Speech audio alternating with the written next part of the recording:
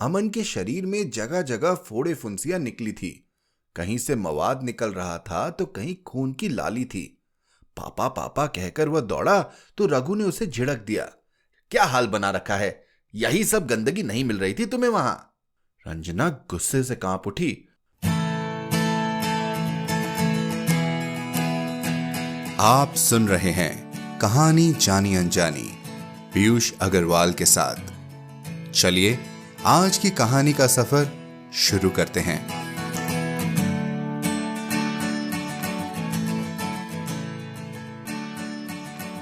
वक्त सबको मिलता है जिंदगी बदलने के लिए। जिंदगी दोबारा नहीं मिलती वक्त बदलने के लिए। नमस्कार दोस्तों, गुलजार साहब की एक खूबसूरत पंक्तियां कितना कुछ कह जाती है इस छोटी सी जिंदगी की कश्मकश के बारे में। जानते हैं दोस्तों, कश्मकश का मतलब क्या होता है? एक ऐसा संघर्ष जो हम अपने आप से कर रहे होते हैं और जिंदगी की एक ऐसी ही पहलू से रूबरू होंगे हम हमारी आज की कहानी में। कहानी से पहले याद दिला दूं कि हमारी क्राउड फंडिंग कैंपेन में अपना योगदान जरूर करें और जानकारी piyushagarwal.com के सपोर्ट द शो लिंक पर है।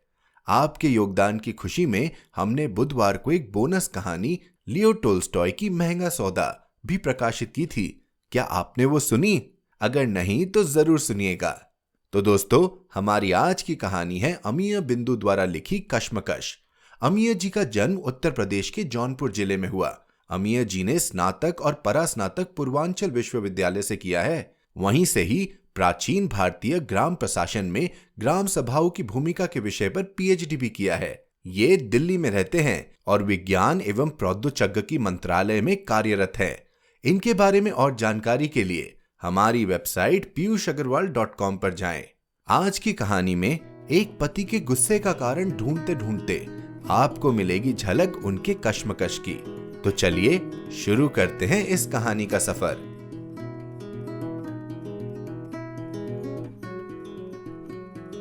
कश्मकश, अमीय बिंदु।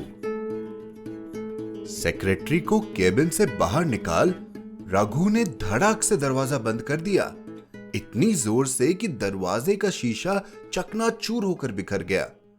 लोगों की नजरें उधर उठ गई। फर्श पर शीशे के टुकड़े बिखरे थे। सारिका के मन में भी कुछ चिटक गया, कुछ टूट गया। उसकी आवाज नहीं सुनाई पड़ी।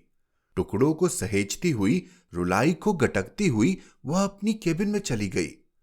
रघु सर गुस्से में हैं, बहुत ही गुस्से में हैं। बात पूरी ऑफिस के वातावरण में तैरने लगी। कनॉट प्लेस से थोड़ी दूर 12 खंबा रोड पर आसमान को उंगली करती हुई एक इमारत खड़ी है। इसके 11वें तल पर देश की सबसे बड़ी तेल कंपनी का ऑफिस है ये। जिनके माँ बाप गंगा में जॉब बॉय होते हैं, उन्हीं के बेटे बेटियों को नौकरी मिलती है इसमें। बड़े भाग मानुष तन पावा, उससे भी बड़ा भाग कि इस कंपनी में आवा। अपनी मोटी आमदनी के चलते कंपनी अपने कर्मचारियों पर भी मोटा खर्च करती है।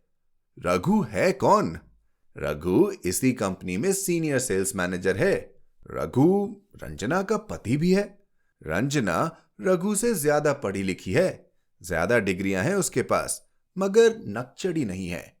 रंजना से शादी करके रघु खूब खुश था। शादी के समय रंजना नौकरी नहीं करती थी। पढ़ाई के बल पर मोटे तनख्वाह वाले रघु को फांस लिया था। या कहिए कि इलाहाबाद यूनिवर्सिटी के स्कॉलर से रघु ने शादी के लिए हां कर दी थी। रंजना इलाहाबाद में कंपटीशन की तैयारी भी करती थी। रघु के मन में सरकारी नौकरी न होने की टीस थी। कई बरस तैयारी में उसने भी खराब किए थे। उसे लगा दोनों में से कोई एक सरकारी नौकरी में रहेगा तब भी जिंदगी की गाड़ी चल पड़ेगी। तो क्या रघु रंजना से गुस्सा है? रघु बड़ी पोस्ट पर है, खूब कमाता है। ब्याह के बाद रंजना इलाहाबाद से दिल्ली आ गई। दिल्ली बड़ा शहर था, देखने के लिए बहुत कुछ था, घूमने के लिए बहुत कुछ था। अभाव जैसा कुछ था भी नहीं। राजधानी की चकाचौंध ने उसे सम्मोहित सा कर लिया। शादी के बाद एक बरस कैसे निकल गया दोनों को पता न चला। साल बीतते किसी तीसरे के आने की आहट मिल गई। तब जाकर दोनों को एहसास हुआ कि एक साल हनीमून में ही बीत गया। कुछ दिनों बाद एक पुरुष सदस्य ने घर में जन्म लिया। यह हैप्पी फैमिली का तीसरा सदस्य था। अमन के आने से घर की रौनक बढ़ गई, रघु की जिम्मेदारियां बढ़ गई, रंजना की व्यस्तता बढ़ गई। रघु जब तब रंजना को छेड़ता रहता। अरे इतने अरमानों से पढ़ाई की थी, कुछ कर लो, समय निकल जाएगा तो हाथ मलती रहोगी। रंजना कसमसाती, इधर उधर थोड़ा पढ़ने लगती। उसे पढ़ता देख रघु उसे समझाने लगता, कुछ कुछ बताने लगता, तरह तरह की सलाह देता। घर सामानों से पटा पड़ा था, सारी सुविधाएं थी, ऑटोमेटिक मशीनों से जिंदगी में आराम बहुत आ चुका था। फिर भी रंजना पहले की तरह नहीं पढ़ पाती थी, पहले की तरह मन नहीं रमता था। किताब खोलकर बैठी रहती और रघु देश की समस्याओं पर चर्चा शुरू कर देता। वह बढ़ती जनसंख्या को लेकर खूब परेशान था। बीटेक में उसे जनसंख्या की समस्या पर लिखे निबंध पर राष्ट्रीय पुरस्कार मिल चुका था। वह गुस्से से कांपने लगता कि सरकारें उस दिशा में कुछ नहीं कर रही। उसने बहुत अच्छे सुझाव भी अपने निबंध में दिए थे। ऐसी ही किसी चर्चा के दौरान दोनों ने सहमति से हम दो हमारे एक का चीनी फैसला ले लिया। फिर उस पर अडिग रहने की कोशिश करने लगे। रघु को कभी कभी खुशी होती कि वह देश की इतनी भीषण समस्या के समाधान हेतु कुछ कर रहा है। रंजना बलिहारी जाती कि इतना संवेदनशील पति मिला है। फिर भी रंजना को कुछ खाली खाली सा लगने लगा। अमन के चलते व्यस्तता तो बढ़ी थी, लेकिन वह कुछ दिनों तक किताबों और पढ़ाई से दूर रहती तो मन उसे कचोटने लगता। वह कुछ पढ़ने या कुछ करने के लिए कुलबुलाने लगती। अगर किसी सहेली से कभी बात हो जाती तब तो वह छटपटाने लगती। उसकी कई सहेलियां नौकरी में लग चुकी थी। तो क्या रघु रंजना के कुछ न कर पाने से गुस्सा था? 2-3 साल की लुका छिपी और बीच बीच की पढ़ाइयों के बाद रंजना की कोशिश रंग लाने लगी। मगर रंजना ने महसूस किया कि जब भी कोई फाइनल रिजल्ट आने वाला होता, रघु का व्यवहार बदल जाता। वह ताने मारने लगता, अब तो तुम दिल्ली से चली जाओगी, दिन भर एसी चलाई रहती हो, वहां कहां मिलेगा। इतने दिन दिल्ली में रहने के बाद छोटे शहर में कैसे रहोगी? अमन की पढ़ाई का क्या होगा? छोटी छोटी बातों पर रूठ जाता, मुंह फुला लेता, बोलना बंद कर देता। गांव में मॉल कहां मिलेगा, एसी कहां मिलेगी, मेट्रो जैसा नजारा कहां होगा, बिजली भी नहीं रहेगी। वहां की सरकारी ऑफिसों में कूलर तक नहीं होता, कई कई दिन बिजली ही गायब रहती है। रंजना उसे समझाने की कोशिश करती, हम लोग खुद गांव से आए हैं, तुम गांव में पढ़कर इतनी बड़ी पोस्ट तक पहुंचे हो। रघु कुछ देर के लिए समझ जाता, मगर जैसे ही किसी इंटरव्यू के लिए कॉल होती वह बड़बड़ाने लगता।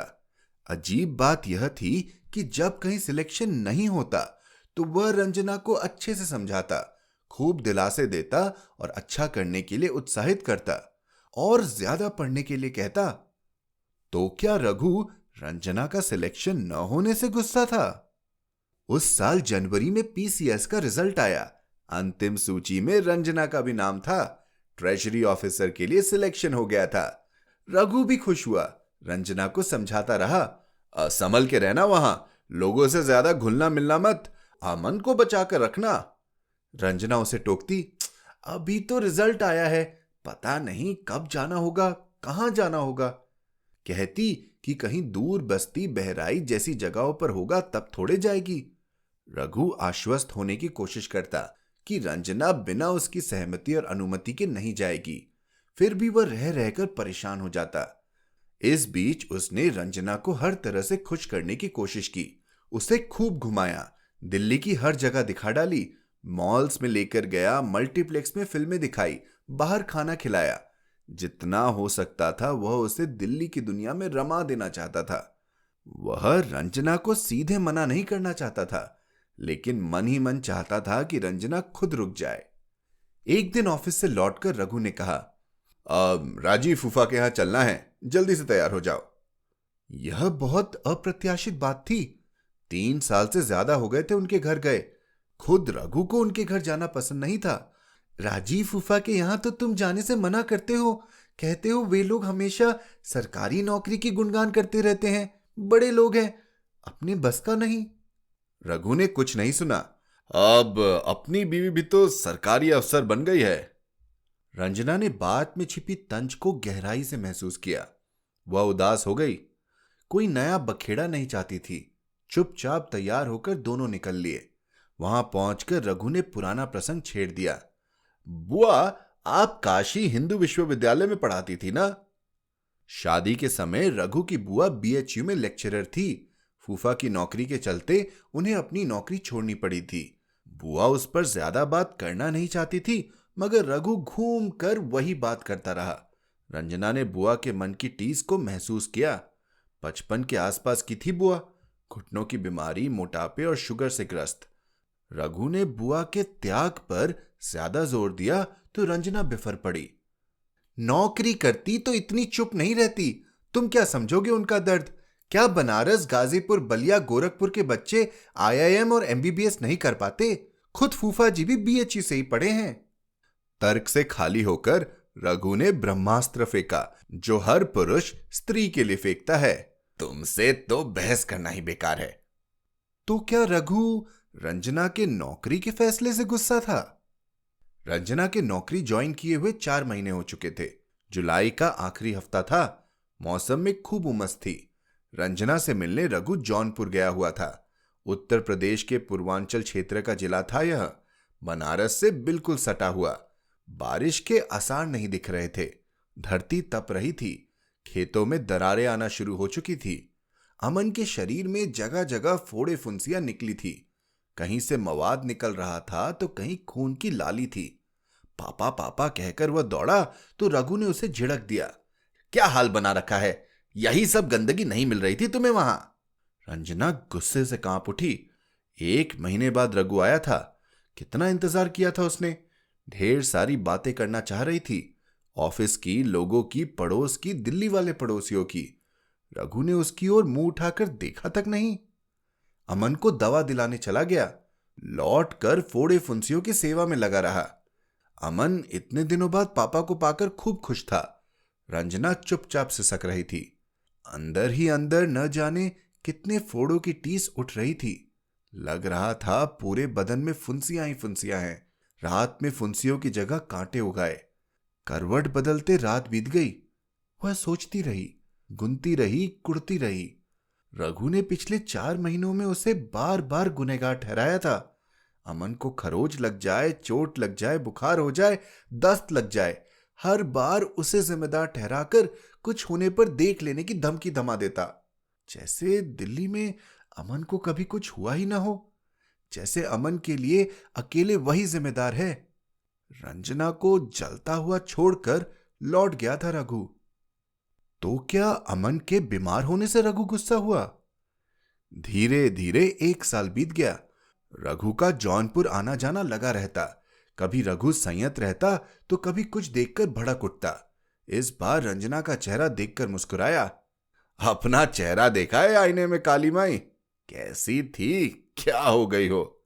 यह तिरछी मुस्कुराहट थी। किसी को उसकी औकात बताने के लिए मुस्कुराया जाता है, वैसी।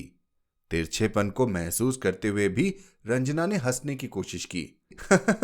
शादी के समय वाली रंजना को भूल गए?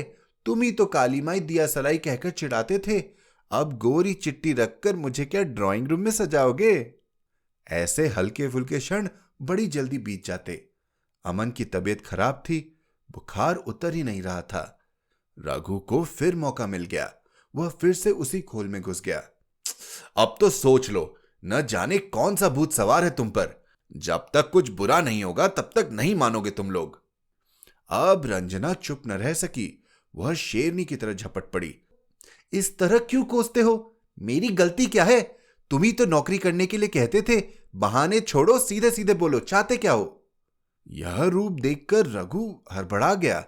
उसे खुद नहीं पता था कि वह चाहता क्या है। सीधे कहे भी क्या? कैसे कहे कि रंजना नौकरी छोड़ दे? कैसे कहे कि रंजना पत्नी बनकर उसका घर संभाले, उसकी देखभाल करे, खाना बनाए, कपड़े धोए, उसके पैर दबाए, मालिश करे? वह हकलाने लगा। मैं क्या चाहता हूं? अरे तुम ही लोगों की खातिर कह रहा था, मुझे क्या है? रंजना आर पार के मूड में थी। हमारी चिंता के लिए ताने मारते हो? इतनी ही चिंता है तो एक काम करो, जितनी मुझे तनख्वाह मिलती है उतने रुपए मुझे हर महीने दे दिया करो। रघु ने मौके को किसी योद्धा की तरह लपका।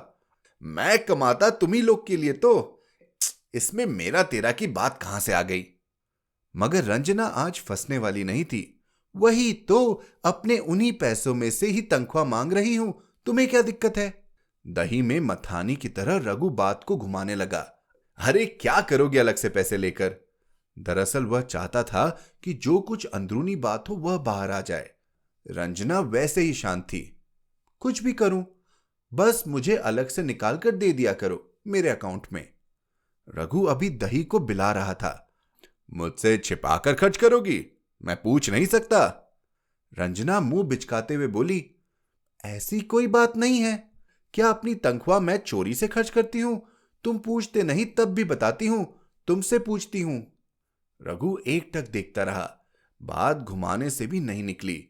रंजना पास बैठी थी। वह बात को शांत करने लगी। आज मेरे अकाउंट में भी कुछ पूंजी जमा है। यह सिर्फ मेरी है। क्या बिना बताए मैं कुछ करती हूं? लेकिन मुझे अच्छा लगता है। मेरी खुशी की खातिर ही दे दो। रघु का दिमाग झंझना गया। कुछ बहुत बुरा बोलना चाहता था, पर इतना ही कहा। तो साफ साफ कहो ना कि मुझे पैसे जमा करने हैं, कुछ हासिल करना है, करियर बनाना है। रंजना का गुस्सा छट गया था। उसकी ममता उफान मारने लगी। शाम को रघु को वापस लौटना था। उसने धीरे से कहा, तो इसमें गलत क्या है रघु? यह सब भी तो मैं तुम्हारी पत्नी बनकर ही कर रही हूं। रघु के सिर में हथौड़े चल रहे थे। बरसों से संजोया मन का शीशा चिटक गया था। वह पूछना चाहता था कि पत्नी का मतलब भी उसे पता है, मगर पूछ नहीं सका। जो मतलब उसे पता था वह भी कहां ठीक था। फिर दोनों में कोई बात नहीं हुई। गुस्से में ही वह शाम की ट्रेन से निकल गया। सुबह ऑफिस पहुंचा तब भी मूड खराब था। मन में कई कई दरारें थी।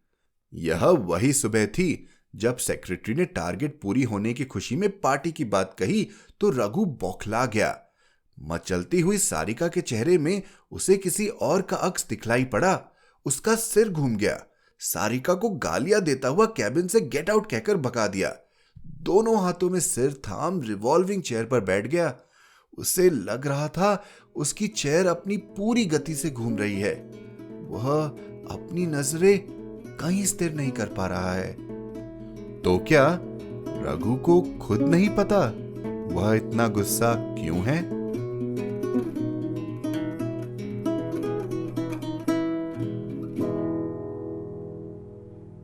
तो दोस्तों, कैसी लगी आपको आज की कहानी? आपको क्या लगता है कि रघु अपने आप से नाराज था या रंजना से? क्या उनकी जिंदगी की कश्मकश हमारे समाज के बनाए किसी पहलू को दर्शाती है? हमें जरूर लिखकर बताएं hello@piyushagarwal.com पर। अगर आपको हमारा काम अच्छा लग रहा है और कहानियां पसंद आ रही है तो हमारे क्राउड फंडिंग कैंपेन को सपोर्ट करें। आप में से कई लोगों के खत और मैसेजेस आ रहे हैं जिन्हें पढ़कर मुझे बहुत खुशी मिलती है, लेकिन हम अभी भी अपने लक्ष्य से काफी दूर हैं। तो कहानी जानी अनजानी के इस सफर को 100 एपिसोड के आगे ले जाने के लिए आपके सपोर्ट और योगदान की आवश्यकता है। और जानकारी के लिए piyushagarwal.com पर सपोर्ट द शो लिंक पर क्लिक करें। आप जिस भी ऐप पर यह पॉडकास्ट सुन रहे हैं, हमें सब्सक्राइब या फॉलो करना ना भूलें। हर शुक्रवार आप तक नई कहानियां लाने का श्रेय मैं अपनी टीम को देना चाहूंगा। आज के एपिसोड की प्रोड्यूसर हैं देवांशी बत्रा। आप सुन रहे थे कहानी जानी अनजानी पीयूष अग्रवाल के साथ, जो कि इंडी पॉडकास्टर की एक पेशकश है। तो हम आपसे मिलते रहेंगे हर शुक्रवार। तब तक के लिए अपना ध्यान रखिए, स्वस्थ रहिए और मुस्कुराते रहिए।